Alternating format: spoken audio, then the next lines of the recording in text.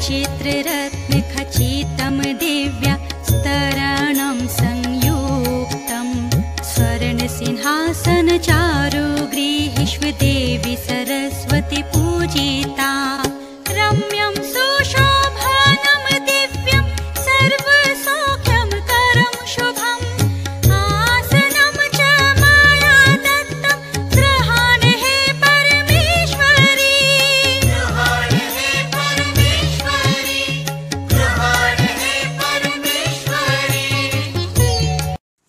नमस्ते। Online classes में आप सभी विद्यार्थियों का फिर से स्वागत। आज हम कक्षा सप्तमी वसंत भाग 2 हिंदी की पाठ्य पुस्तक के पाठ 7 पापा खो गए, जो कि एक नाटक है, उसके प्रश्नोत्तर करेंगे।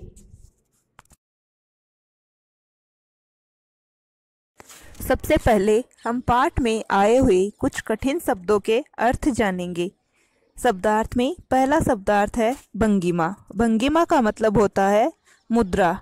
आफत, आफत का मतलब होता है मुसीबत। थर थर कांपना, डर से कांपना। तकलीफ, तकलीफ का मतलब होता है परेशानी। स्वभाव, स्वभाव का मतलब होता है आदत। झेलना, सहन करना। गरूर, घमंड, झड़ना। समाप्त, चरण, चरण का मतलब होता है पद। कर्कश, कानों को खराब लगने वाली आवाज। फोकट, मुफ्त में, बेकार या व्यर्थ। जम्हाई, जम्हाई का मतलब होता है उबासी। अब हम करेंगे पाठ में आए हुए प्रश्नोत्तर। प्रश्न नंबर 1 है, नाटक में आपको सबसे बुद्धिमान पात्र कौन लगा और क्यों? नाटक में सबसे बुद्धिमान पात्र आपको कौन लगा और क्यों? इसका उत्तर है, हमें नाटक में सबसे बुद्धिमान पात्र कोए का लगा, क्योंकि कोए ने ही लड़की के पापा को खोजने में महत्वपूर्ण एवं सक्रिय भूमिका का निर्वाह किया। उसी की योजना के कारण लेटर बॉक्स संदेश लिख पाता है। वह उड़ उड़कर अच्छे बुरे की जानकारी रखता है। उसकी पहचान एवं संदेह के कारण लड़की असामाजिक तत्वों के हाथों में जाने से बच जाती है। प्रश्न नंबर 2, पेड़ और खंबे में दोस्ती कैसे हुई? पेड़ और खंबे में दोस्ती कैसे हुई? एक बार जोर की आंधी आने के कारण खंबा पेड़ के ऊपर गिर गया।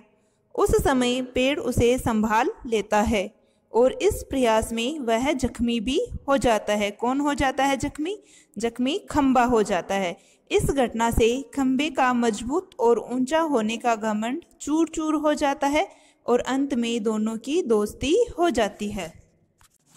प्रश्न नंबर 3, लेटर बॉक्स को सभी लाल ताऊ कहकर क्यों पुकारते थे? लेटर बॉक्स जो है उसको सभी लाल ताऊ कहकर क्यों पुकारते थे? इसका उत्तर होगा, लेटर बॉक्स ऊपर से नीचे तक पूरे लाल रंग में रंगा हुआ था और बड़ों की तरह बुद्धिमानी से बात करता था। वह अपने खाली समय में उन सभी पत्रों को पढ़ डालता जो उसके भीतर होते थे। इस प्रकार हर विषय की जानकारी होने के कारण उसे लाल ताऊ कहते थे। प्रश्न नंबर 4, लाल ताऊ किस प्रकार बाकी पात्रों से भिन्न है? किस प्रकार लाल ताऊ बाकी के जो पात्र है उनसे अलग है? इसका उत्तर होगा, लाल ताऊ पढ़ा लिखा, हंसमुख और मिलनसार था। वह नीरस और उबाऊ वातावरण को भी अपनी मज़ेदार बातों से आनंदमय बना देता था। लाल ताऊ अपने अंदर पड़े पत्रों को बोरियत मिटाने के लिए पढ़ लेता था। वह किसी से डरता नहीं था। समाज की चिंताएं भी उसे सताती रहती थी। इन्हीं सब कारणों से लाल ताऊ बाकी पात्रों से भिन्न है। निर्जीव होते हुए भी उसके विचार सशक्त और अकाट्य थे। अब प्रश्न नंबर 5, नाटक में बच्ची को बचाने वाले पात्रों में एक ही सजीव पात्र है। उसकी कौन सी बातें आपको मज़ेदार लगी, लिखिए। उसका उत्तर होगा, नाटक में कौआ ही एकमात्र सजीव पात्र है। जिसकी हमें निम्न बातें मज़ेदार लगी। नंबर 1, वह दुष्ट कौन है, पहले उसे नज़र तो आने दीजिए। नंबर 2, ताऊ एक जगह बैठकर ये कैसे जान सकोगे, उसके लिए तो मेरी तरह रोज चारों दिशाओं में गश्त लगानी पड़ेगी, तब जान पाओगे यह सब कौन है या ये सब क्या है। प्रश्न नंबर 6, क्या वजह थी कि सभी पात्र मिलकर भी लड़की को उसके घर नहीं पहुंचा पा रहे थे। सब मिलकर भी लड़की की क्यों नहीं पहुंचा पा रहे थे उसके घर पे। इसका उत्तर होगा, लड़की बहुत ही छोटी और नादान होने के कारण उन्हें अपने घर का पता नहीं बता पा रही थी, और यहाँ तक कि वह अपने पापा का नाम भी नहीं बता पा रही थी। इसी कारण सभी पात्र मिलकर भी लड़की को उसके घर नहीं पहुंचा पा रहे थे। प्रश्न नंबर 7, मराठी से अनुदित इस नाटक का शीर्षक पापा खो गए क्यों रखा गया होगा। अगर आपके मन में कोई दूसरा शीर्षक हो तो सुझाइए और साथ में कारण भी बताइए। इसका उत्तर होगा, लड़की को अपने पापा का नाम कुछ भी मालूम नहीं था। कहानी के सभी पात्र मिलकर उसके पापा को खोजने की योजना बनाते हैं, इसी कारण इस नाटक का नाम पापा खो गए रखा गया होगा। इसका अन्य शीर्षक लापता बच्ची भी रखा जा सकता है, क्योंकि इस नाटक में पूरे समय इसी बच्ची के घर का पता लगाने का प्रयास किया जाता है।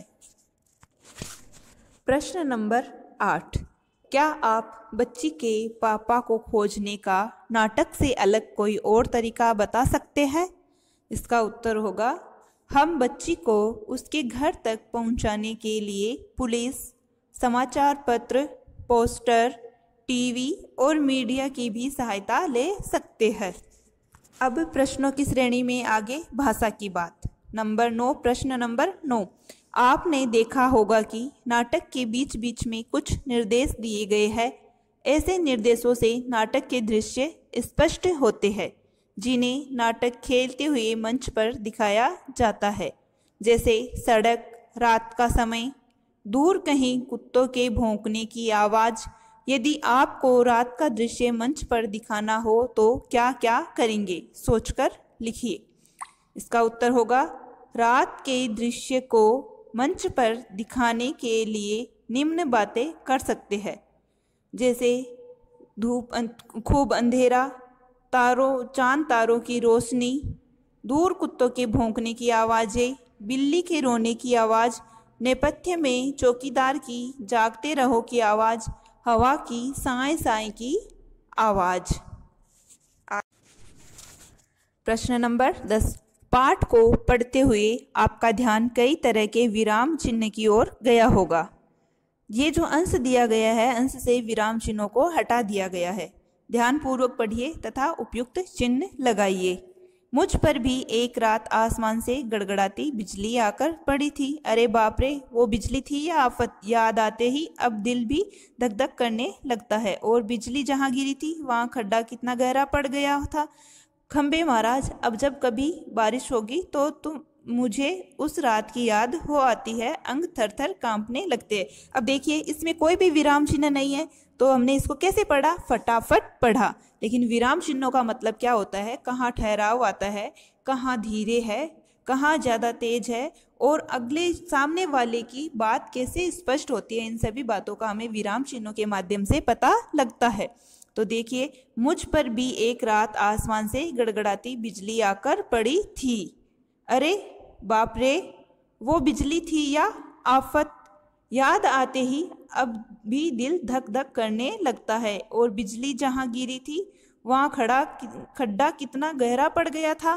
खंबे महाराज, अब जब कभी बारिश होगी तो मुझे उस रात की याद हो आती है, अंग थर थर कांपने लगते हैं। जिस तरह से इसमें पूर्ण विराम, विस्मयादि बोधक के चिन्ह का जो प्रयोग किया गया है, उससे हमें पता चलता है कि हमें कहाँ आगे बढ़ना है और कहाँ ये जो वाक्य दिया गया है ये कहाँ समाप्त हो रहा है। प्रश्न नंबर 11, आसपास की निर्जीव चीज़ों को ध्यान में रखकर कुछ संवाद लिखिए, जैसे चौक का ब्लैक बोर्ड से संवाद, कलम का कॉपी से संवाद, खिड़की का दरवाजे से संवाद। यानी कि आपस में इन सब की बातें लिखनी है आपको, जैसे डायलॉग होते हैं ना इंग्लिश में, उसी तरह से संवाद। चौक का ब्लैक बोर्ड से संवाद। चौक ब्लैक बोर्ड से क्या कहता है? चौक, अरे ब्लैक बोर्ड, मैं तो लिखते लिखते घिस जाती हूँ। तो ब्लैक बोर्ड क्या कहता है? हाँ, वैसे तो तुम सही कह रही हो, परंतु लिखते लिखते मेरी चमक भी तो फीकी पड़ जाती है। तो चौक कहती है ब्लैक बोर्ड से। चौक क्या कहती है? लेकिन कुछ भी कहो ब्लैक बोर्ड, जब हम दोनों के उपयोग से बच्चे कुछ नया सीखते हैं तो बड़ा आनंद आता है। तो ब्लैक बोर्ड, हाँ, यह तो तुमने 100% सच कहा। इसी तरह से कलम का कॉपी से संवाद। कलम, कॉपी, देखा मेरा नया रंग रूप?